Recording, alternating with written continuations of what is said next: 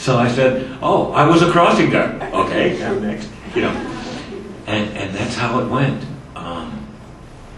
So that happened each time. The second time through, there were other family members involved.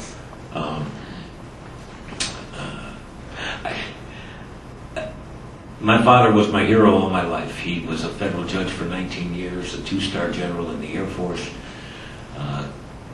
a wing commander of the National Guard, and they've named the National Courthouse after him in Washington, D.C. It's across from Lafayette Square in the South Lawn of the White House. Yeah, he's huge. He's just huge. It's just so wonderful. And it's amazing what you can do with 2 careers, the flight, the military, and the law, if you don't pay a damn bit of attention to your family.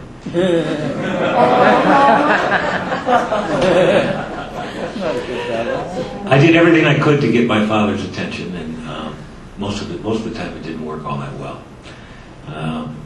I remember him telling me at 7 years old, whenever I ask you a question, you have 3 responses: yes sir, no sir, no excuse sir. That was it.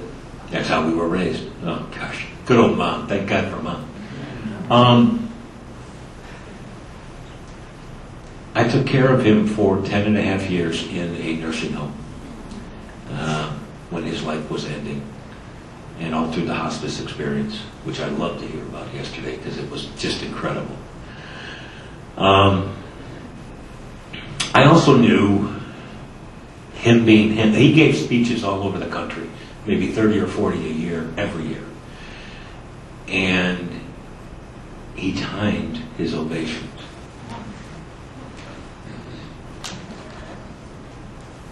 Flashback to being up in heaven, sitting on the table the second time, going back through the same questions and answers. And there's this little guy on all 4s sniffing the floor around my feet and back, this side, that side. From his haircut, I knew it was my dad.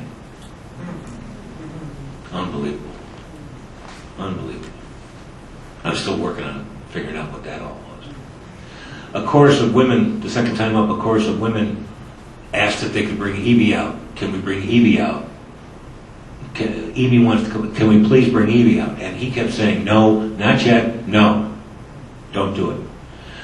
My mother's name was Elizabeth. I gotta believe she was the Evie they were talking about. She's always been an extremely spiritual woman all her life. And raised me to be a very spiritual guy. So, coming out of it, when I came, okay, I'll finish up. When I came out of it into sheer and utter panic, something I wouldn't wish on my worst enemy, there were 5 people's hands in my face. 10 hands pressing. 3 putting on this blue mask, which was just so claustrophobic, it was crazy. One guy coming in the artery with a needle. There was another needle in my chest kind of doing that. It was resuscitation time. And I didn't know it, of course. I just freaked out with that going on. Anyway, and then the 10:15 thing happened, and it all happened all the same, all over again. And it was wonderful. It was the most incredible, mind-blowing experience I've ever had in my life. I would love to do it over again. I would love to stay. I would love to ask a bunch of questions. What I got from this is that we are, for sure, without a doubt, our brother and sister's keeper. Absolutely. That's the whole reason we're here. It's the truth. That's the truth. I also got it that the soul, us Catholics, when we grew up, we knew about the soul being different from the body, but it was kind of like this little wispy thing that was inside of you, that you couldn't really identify at all. And when you died, the little wispy thing, I don't know whether it came out through your nose or your ears or whatever, but it came out and it went back to God.